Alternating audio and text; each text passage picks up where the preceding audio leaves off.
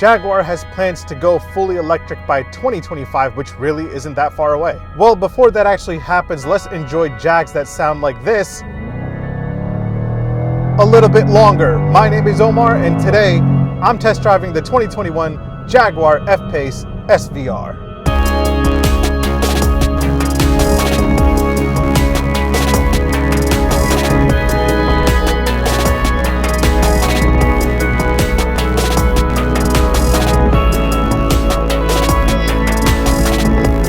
So yeah, this is it. This is probably the last time that we're gonna see a Jaguar with the supercharged 5-liter V8, and of course a Jaguar that sounds like this. I just can't get over it. Now, like I said at the beginning of this video, Jaguar has plans to go fully electric by 2025. Now, that doesn't mean that Jaguar will offer an electric version of every vehicle in its lineup. From the rumors that I've heard, that everything will make the cut besides the XE and the XF and the XJ. The XE and the XF will most likely be merged into one sedan, and the XJ will eventually be killed off. And the F-Type, well, that's such a halo car for the brand that it has to live on. The I-Pace, the F-Pace, and the E-Pace will obviously live on since people love their SUVs. But unfortunately, it is time to say goodbye to this 5-liter supercharged V8 that sits under the hood of this F-Pace. And I'm really going to miss it. I'm sure SVR will do something interesting with all the electric Jaguars, but they definitely won't be able to replicate this sound, which I can't get over. Bang. Bang. So good. So how is the F Pace SVR to drive, and can you really live with this as a daily driver? To be completely honest, it feels a little bit like a muscle car to me. This thing is loud, it's tough, and it's very mean. As a daily driver, it's not extremely smooth, but it's not terribly harsh either. If you're in comfort mode, you'll get along just fine. But if you're looking for something that rides much smoother than this, there are other options. This thing constantly wants you to push it harder and harder. It's very tough to drive this like a normal human being, and ignore the voice in your head that's telling you to act like a complete idiot. In dynamic mode, it's even more aggressive. The steering feel gets heavier, it accelerates harder, and that sound is just so amazing. Handling wise, it's superb. Things are gonna slide around. It's actually very sharp when you're in dynamic mode. This thing is outstanding. There goes all my stuff. To be honest, if I owned one of these right now, I would drive it every day like it's meant to be driven. Why? Well, because this is it. After this, we won't be seeing a loud and harsh 550 horsepower F Pace SVR. We'll be seeing a very quiet F Pace that will have some fake sound and will possibly give you range anxiety. So the F Pace SVR goes head to head with the likes of the BMW X3 and X4M and the Mercedes AMG GLC 63 and 63S, as well as the Porsche Macan Turbo. How does it stack up to those? Let's find out. Let me give you a quick tour, then I'll give you my opinion on whether or not if you should consider this British-made tough machine over the Germans. Make sure you hit subscribe, make sure you hit like. All right, let's do this.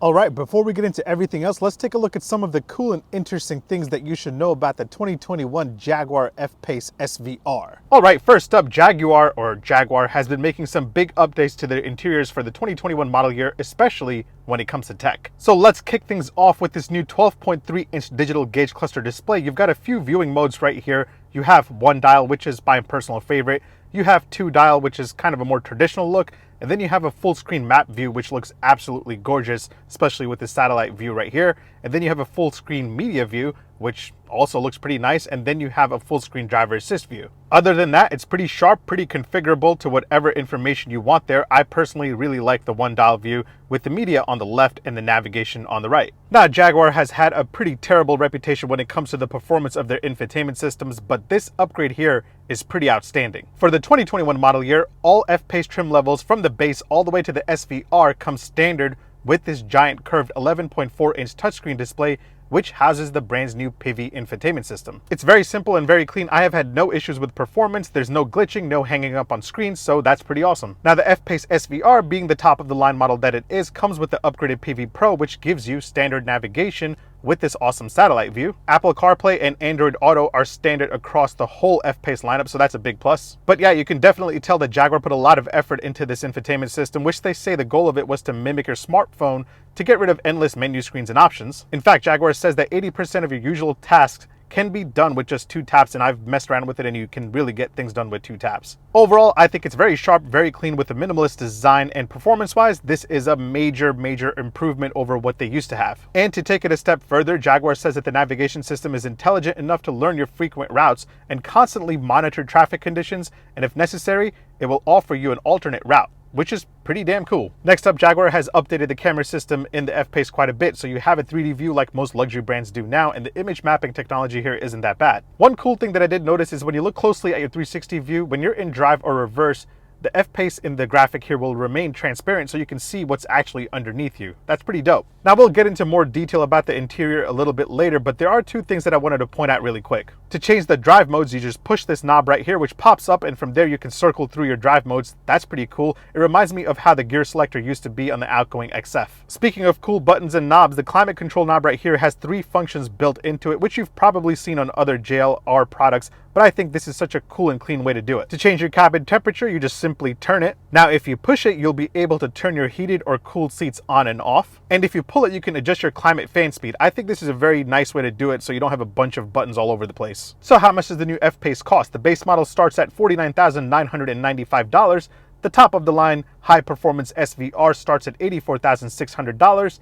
As tested here and as equipped here, you're looking at $97,379. So what makes my test model here cost over $97,000? Honestly, it's mostly just visual options, including a massive $4,550 for this Velocity Blue SVO metallic paint job, which looks amazing, but $4,000 plus for a paint job is pretty insane. And then you have $1,200 for these upgraded 22-inch wheels that actually look really boss. I would definitely pay the $1,200 to get these. And then inside you have ebony leather for an extra $1,050. Now after that, there's just a few other options, including a heads-up display for $1,010. Then you have the upgraded Meridian sound system for $800. Then you have black roof rails for $360 and a few other options. Let's talk horsepower and torque. Power comes from a 5-liter supercharged V8 pumping out a massive 550 horsepower, and now you have 516 pound-feet of torque.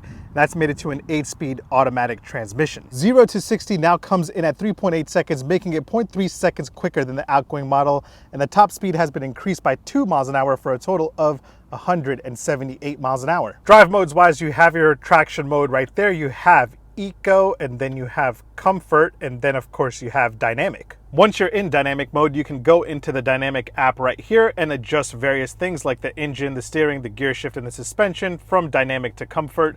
I like to keep everything in Dynamic besides the suspension. I like the suspension to be in Comfort because I'm getting older. Now in terms of looks, the new F Pace SVR and the F Pace remain largely unchanged unless you look a little bit closer, and that's not a bad thing at all. In my opinion, the F Pace is one of the best looking options in this segment, but yeah, for the 2021 model year, designers focus more on just cleaning things up. For example, if you take a closer look at the hood, the F Pace has a more sculpted hood, but it has fewer shut lines. On the previous model, there was a shut line that ran across right here, but that has been completely deleted for a more cleaner look. You still have those 2 nostrils on the hood to help cool that supercharged V8. You also have side fender vents right here, and then you also have the rear spoiler. And for 2021, the SVR here also gets a more defined grille and air intakes with some extra molding to give it more character. But the easiest way to tell the new F Pace apart from the old F Pace is to just take a closer look at the headlamps. I'm really digging the new Jaguar headlamps that have what they call a double J blade, which is basically the daytime running lights in the shape of a J for Jaguar. And then on the back, the taillights have also been redesigned. They are slimmer and sharper and look pretty nice. But don't worry, you still have that beefy, tough look with the quad exhaust pipes. Let's check out the cargo capacity. To pop the tailgate, you just use this button right here under the Jaguar logo, and that will open it up to 28 cubic feet behind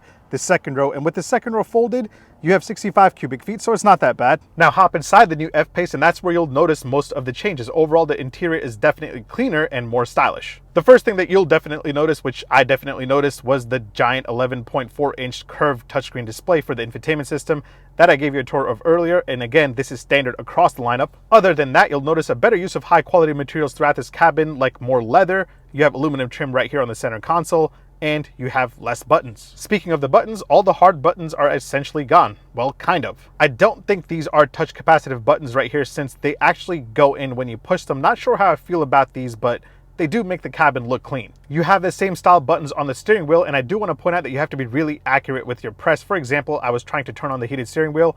I tapped the bottom part and it didn't turn on. You have to tap like on the top part and it does turn on.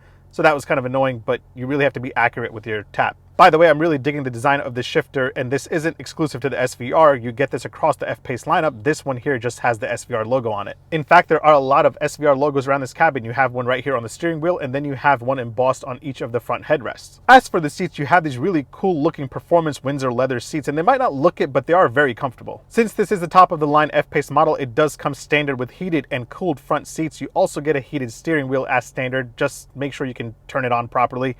And then you also get standard heated rear seats. Now let's check out the rear legroom. You're working with 37.2 inches. I'm about 6 foot tall. That is my seating position.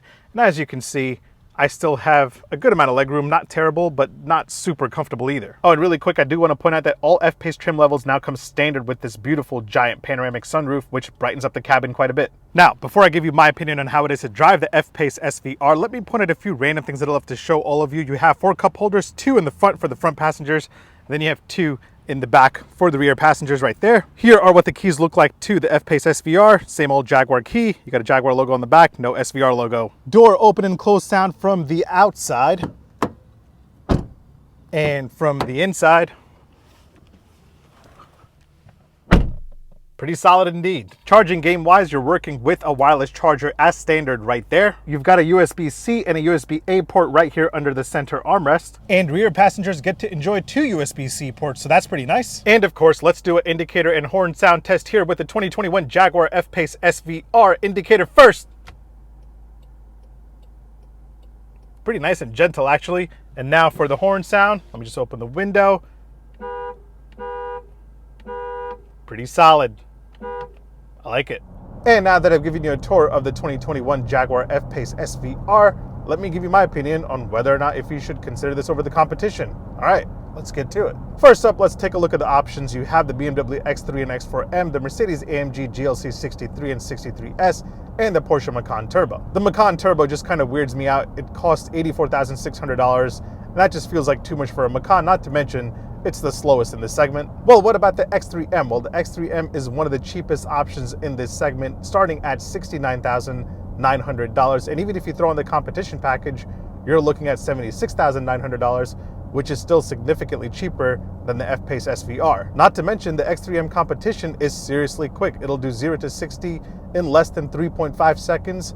And it has other strong performance attributes. So yes, the X3M is probably the best option when it comes to getting the most bang for your buck, but keep in mind, it isn't powered by a V8 like the F Pace SVR. That said, if you want a true battle of the V8s, that will have to be between the F Pace SVR and the AMG GLC 63. So how does the AMG stack up to the SVR? Well, let's leave out the AMG GLC 63 since that doesn't even pass the 500 horsepower mark. To pass 500 horsepower, you will have to go for the AMG GLC 63S, and that's only available in the coupe 4-door like thing, and that makes 503 horsepower from a twin turbo V8, and it'll do 0 to 60 in 3.6 seconds. The AMG GLC 63S carries a starting price tag of $84,500, making it just $100 cheaper than the F Pace SVR.